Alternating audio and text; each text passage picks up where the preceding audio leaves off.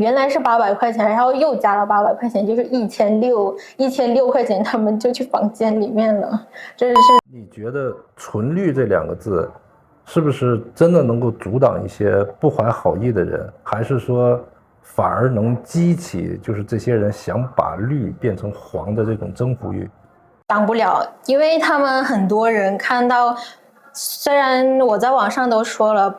其他人来了，我说带有其他颜色想法的发不了财，然后他们还是会来，他们可能都不会仔细看这种文字信息。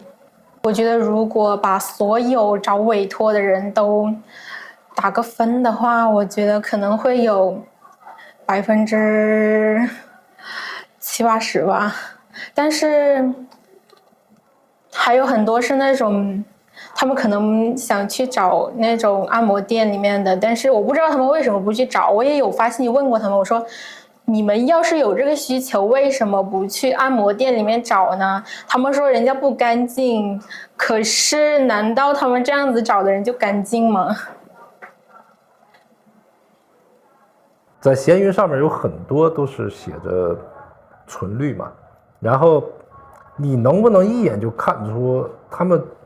虽然都写的是纯绿，但是你一眼就能看出这个同行可能是假的纯绿，或者说不是纯绿？我能看出来，因为有些人他不是拿自己的照片，他拿那种网图，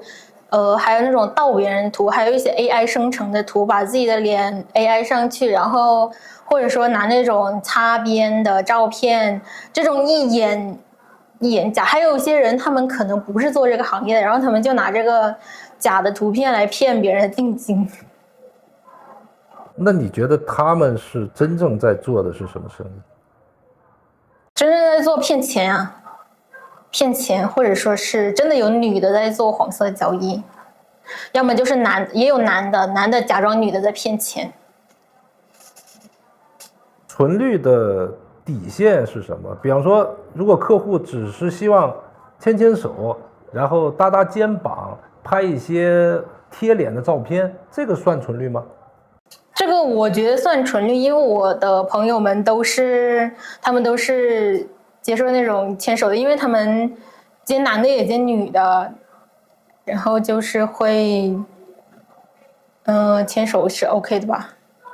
还有网上还有很多那种，给你多少钱让你去拍，我们 cos 委托应该都有那种给你多少钱让你去拍那种，就是穿的很露的照片。也不知道他拿去干嘛，估计拿去外网上面卖也有可能。如果我们把网上的这种纯绿委托分成黑白2派，白色的呢就代表是真的喜欢这种动漫的，黑色的呢就代表是纯粹的肉体交易。那你认为在黑与白之间还有没有灰色的地带？有啊，我觉得 cos 委托就很灰色。那他们到底在卖什么？卖情绪价值，卖颜值，卖黄色交易吧。大多数人是卖情绪价值吧。还有那个，因为平常很多人可能那种比较内向的人，然后长得也不太好看，他们就是找朋友出去玩，然后可能朋友不顺着他，他如果找个委托的话，那个委托就会很顺着他。平时平均的话，接一单的这个报酬到手是多少钱？我接一单是88块钱到100块钱1小时，然后一般人就只会约3个小时，我可能就只赚300块钱吧。我觉得出门一趟成本也挺高的，因为美瞳也要花钱，我带的都是日抛的。路费一般谁出？路费肯定是单主出啊。每天都有单吗？没有，一般1个星期1个2个。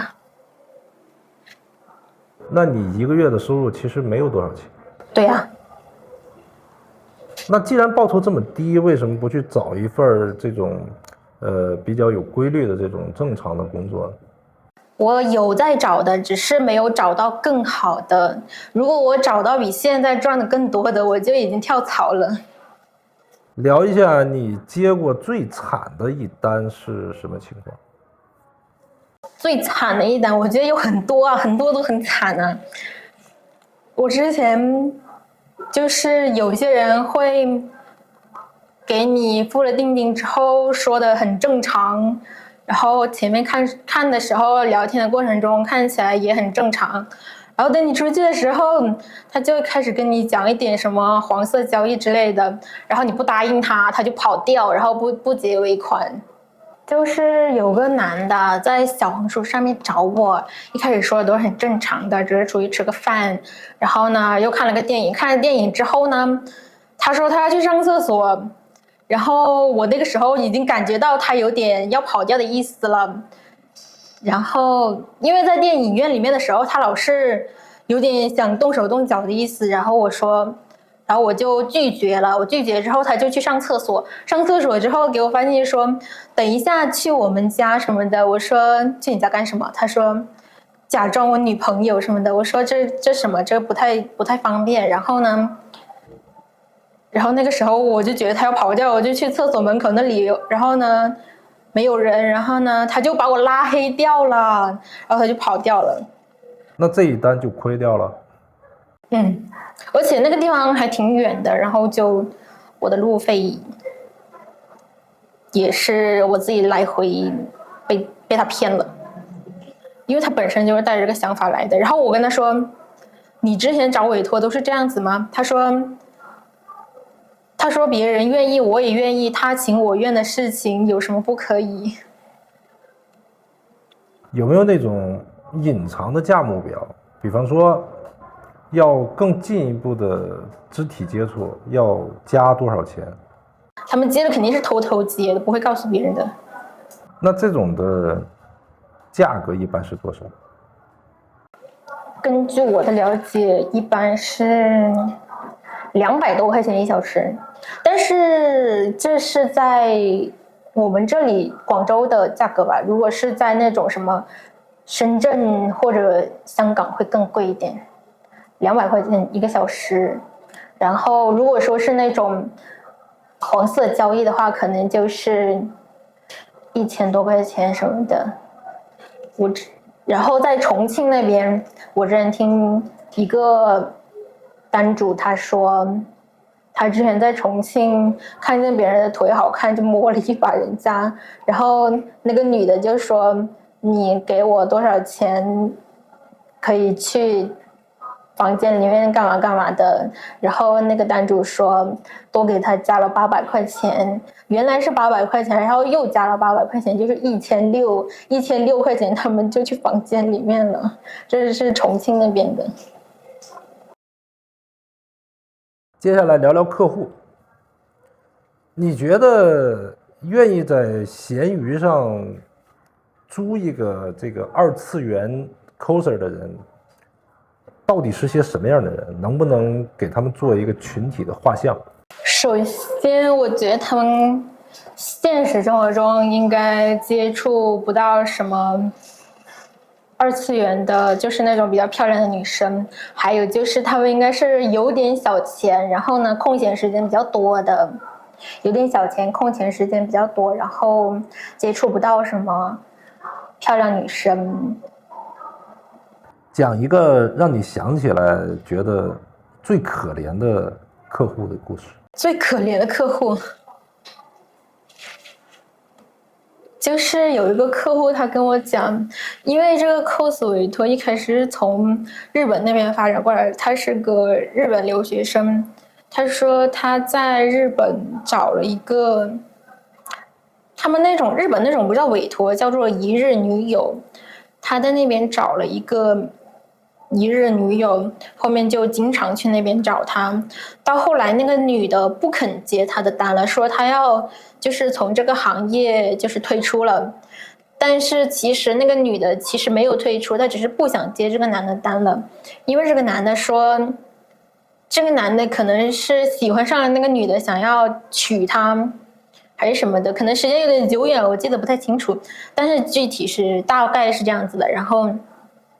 那个女的把他说了一大段道歉的话之后，把他删掉了，然后就继续在那个推特、Instagram 上面继续接客，因为他们是一个公司的日本那种。然后这个客人的那个基酒退不了了，就是去日本的基酒退不了了，就是亏了很多的钱。然后那边那个公司还违反了契约精神，最后我也不知道他有没有退钱吧，反正挺可怜的。后面这个男主说他可能要去那边找那个女的，就是抗议这个事情吧，还是怎样。然后后面他当时找我是想让我帮他拍照来着，他想用我帮他拍点漂亮的照片，他用来去找女朋友。他可能以后也不会去找委托了吧，被这个委托伤害了之后。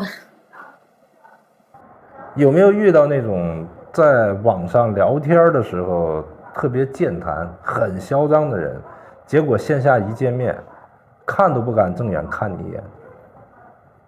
有，他在网上就会遇到一些，他在网上就是聊的比较多，然后呢，线下的话可能比较内向，也不怎么敢说话，然后呢，聊久了就会大家都那个活泼一点吧。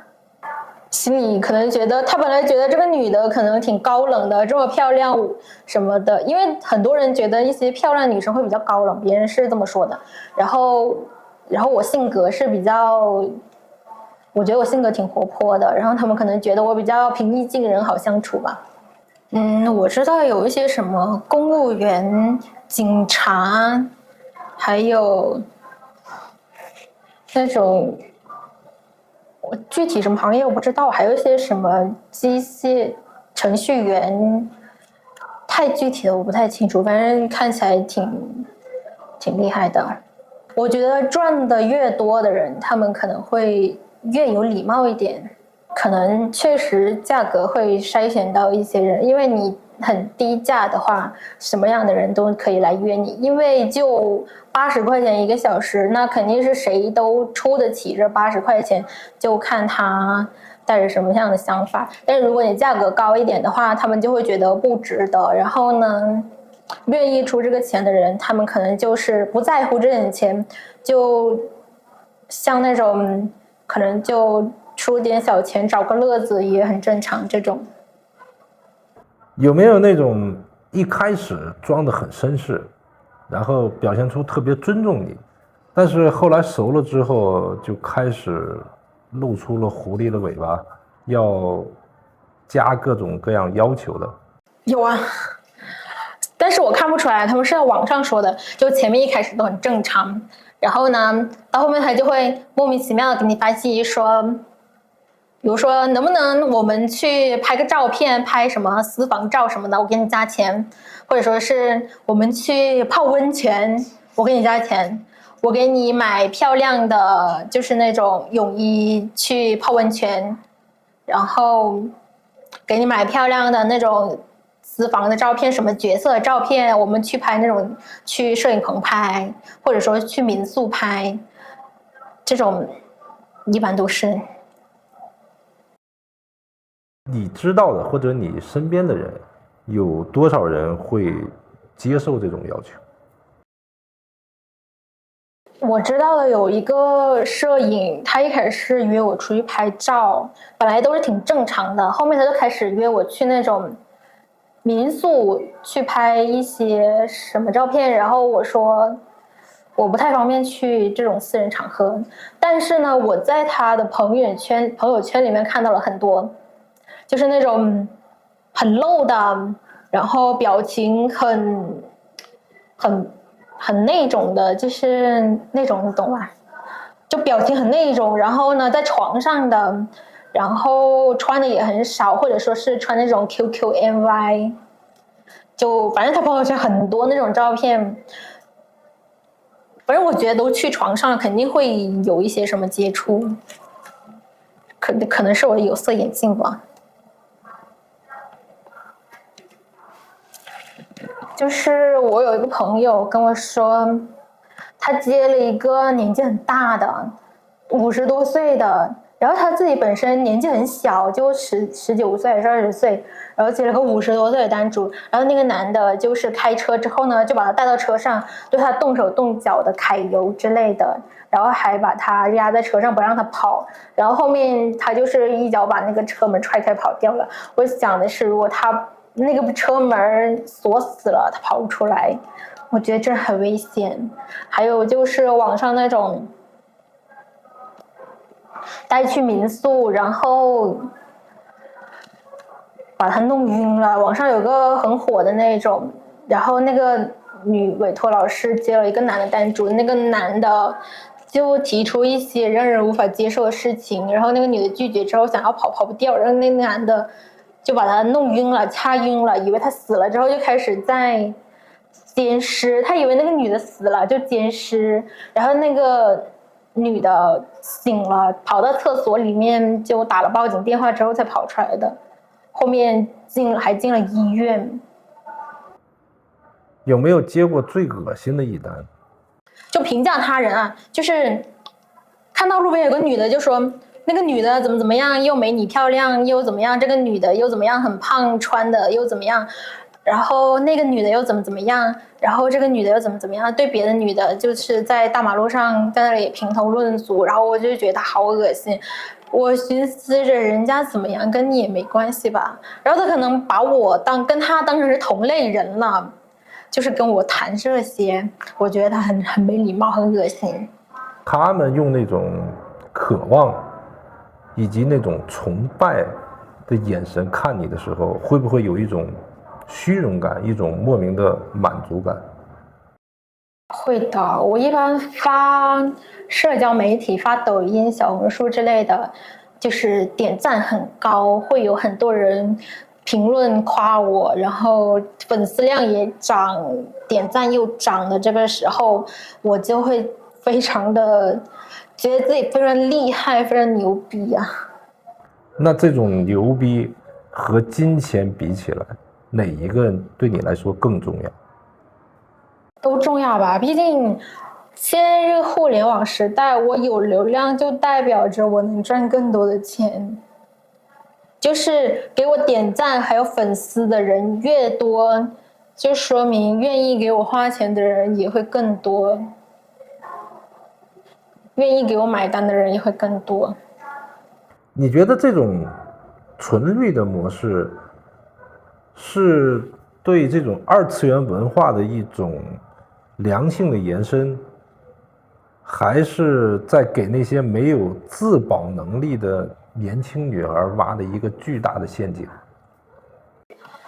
主要看认知，但是我觉得真的很容易，一些年纪又小、原生家庭又不好、又缺钱的人，真的很容易被拉下海，因为很多，反正干这行的话，你基本上是长得也应该挺好看的，